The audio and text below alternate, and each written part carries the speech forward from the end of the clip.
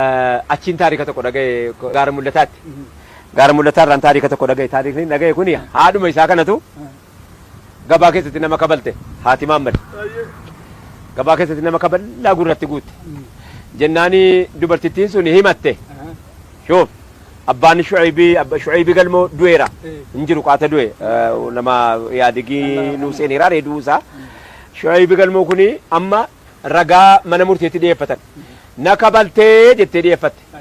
Jennaani anin kaballee kana lammantu dhaabatee na laalaa jira jetteen. Jennaan haati gaa nagaara ragaa narra baatanii. Jennaan abbaan Shu'aybii rabbi rahmataa godhuuf. Shuuf nama caadila waamee haqarraa waan agartan malee waa biraa tokko dubbachuu rabbittiin isin dhiifadhaa jedheen. Ilmaan isaatiif. Akkanaa jette ijoolleen haati immoo quban qabdu. Ragaanaa ba'uu dhaqaa jirti haati Maammadi jirti bara lubbuudhaan na arguun isin mala. Fudhatanii mana murteetti dhiyaatan. Dubbadhaa ijoollee eenyutu eenyuun kabalee jennaan wallaahi wa billaahi aayyoon tiyyaa Aamina qabdeetuma kaballaa gurratti guutteetten. Aamina waan jetteen hin dhageenye ammoo Aamina afaanii waa jette seena sagaleenuma dhageenye.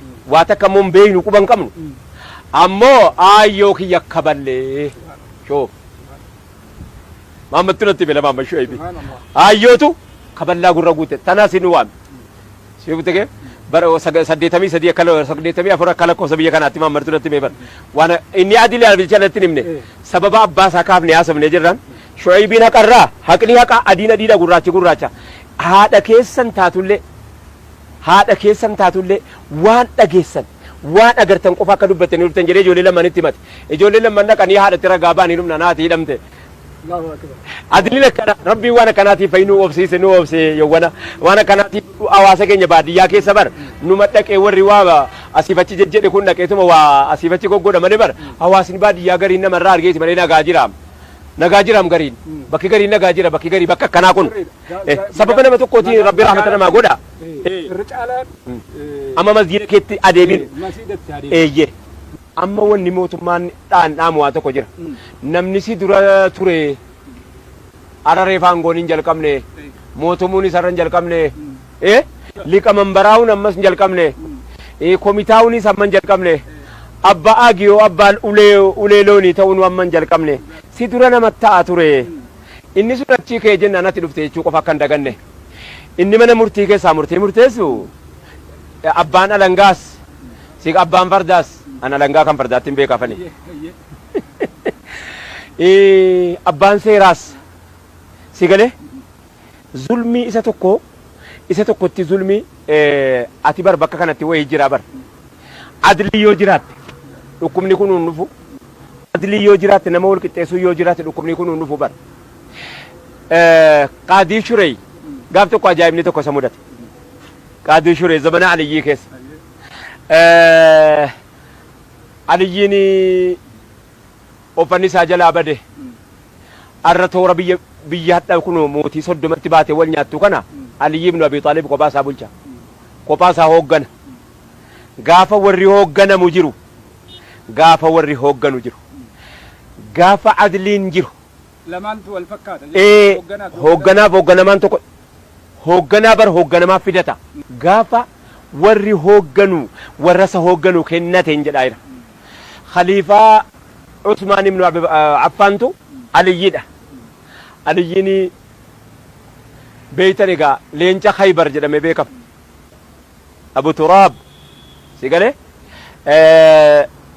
isatu meeshaan waraanaa jalaa bade boo meeshaan waraanaa jalaa badeennan utoo barbaadu gaafa bitachuutti barankaan qabu hoogganaa biyya 30 musinnaan hin jiru wussinnaan hin jiru jinninnaan hin jiru wanni takka illee hin jirtu mitire adlii jira ka adliin jira na wanni musinnaan dhalatuuf hin jiru bar malaamaltummaa wanni dhalatuuf jiru adliitu jira ilma namaa kanatti isa biratti nama karromnaa banii aadama rabbi jedhee jennaan ilma namaa namoomaan kabajji boo dhiirte nama ta'uu isaatiin iyyi kabajji nama ta'uu isaan akka inni jiraatu barbaaddi kanaaf meeshaan intini jalaa bade meeshaan waraanaa jalaa bannaan barbaade dhabe gaafa kaan ka'e gabaa ba'e gaafa inni gabaa ba'u dhiirri meeshaa waraanaa isaatii fi uffata isaa gurgurachuu gabaa keessa fudhattee teessibbo.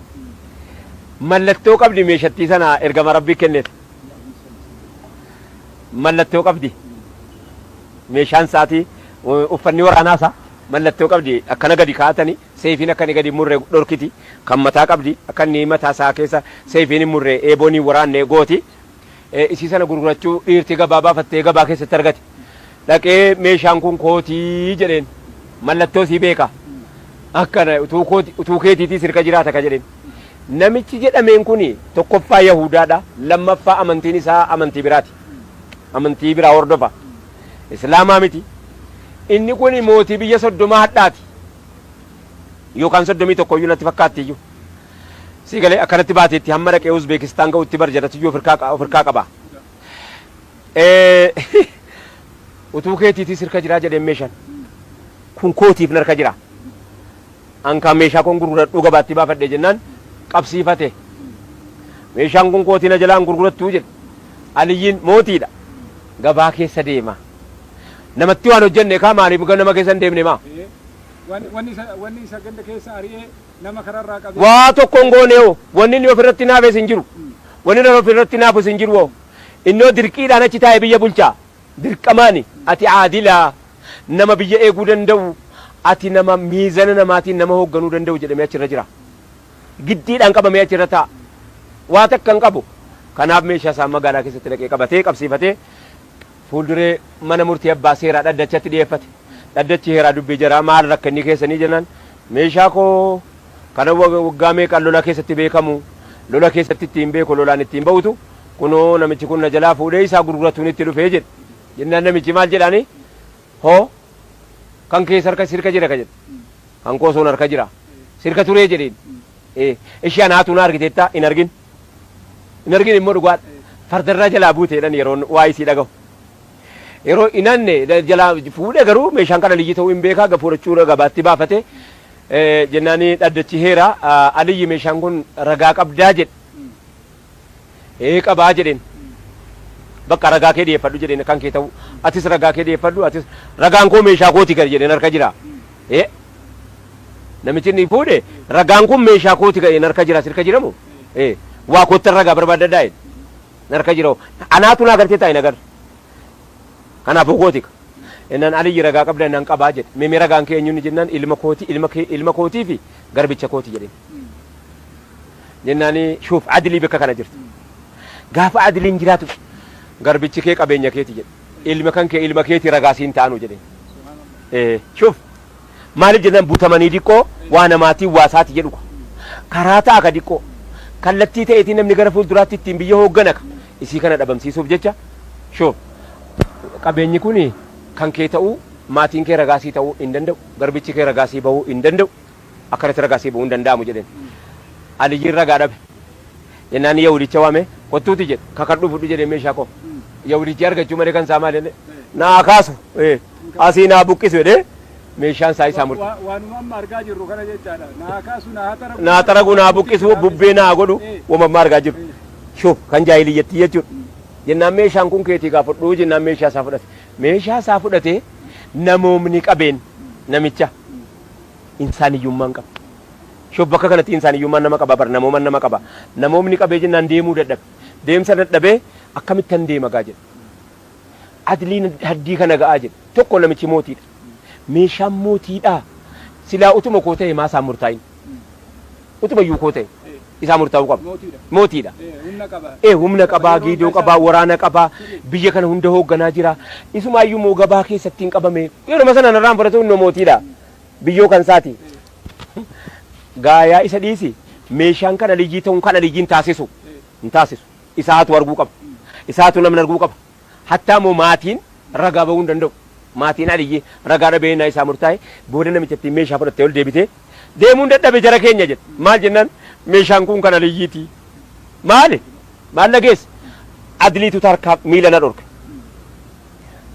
adlii isin yaaddantu adlii isin qabdantu adlii isin miizanaawii akkaataa isin madaalli keessaniin nama ta'uudhuma kan koo qofaa kaniin amantii keessaniin hordofin kaniin yahudaa qodaan kan aliyyii ta'u utuu aliyyiin beeku inni nu mootii ta'u wajjiniin maatiin ragaa ba'uu dadhabee koo taasisuu caalaa namoomni adiliin hin jiru jedhe kun nan deebisuu jedhe hin danda'u jedhe kana deemu kanaafuu maal gochuun qaba jennaan meeshaan kan aliyyiitti deebisee jennaan wallaahi hin fudhadhu jedhe aliyyiin immoo ol ka'e maal achumaan namichi kana jedhee hin deemne ka'ee ashhadu an laa ilaaha illallah wa ashhadu anna muhammada rasulullah jedhee shahaadaa qabate da'awaa taate adiliin da'awaa taate jennaan ani islaama eera meeshaan keetii aliyyi jedhe ani islaameera meeshaan keetii aliyyi fudhadhu jennaani hin fudhadhu gaa jedhee aliyyiin jennaan waanan sibiraa hin qabne kan biraa qabda amma waanan kanaan dura sibiraa hin qabne amma amantii rabbii keetti sharra kura rabbi najaasi baase farda koo dabadadhu miilaan hin galaa ati meeshaa fudhachuu qofa